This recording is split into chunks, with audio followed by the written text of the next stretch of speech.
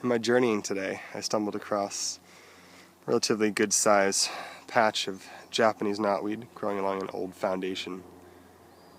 And Japanese knotweed is considered by many an invasive plant, but the actual function of knotweed and many other invasive plants is to serve as a bioremediator, removing heavy metals like arsenic or barium or aluminum from the soil and volatilizing that in their biomass after they break down.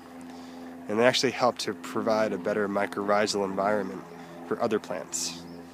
And they do temporarily displace native plants just because they're so quick to grow, but they only appear in areas that have been scarred by human interaction.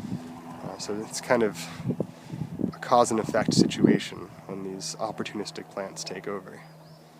And knotweed is particularly special because the roots can be used to treat Lyme disease.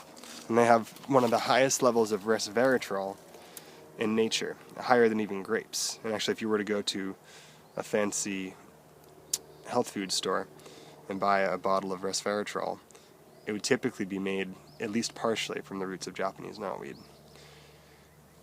And in terms of edibility, the spring shoots, which come out from this sort of crown root down here, is the shoot right there, can be cooked, can be eaten raw.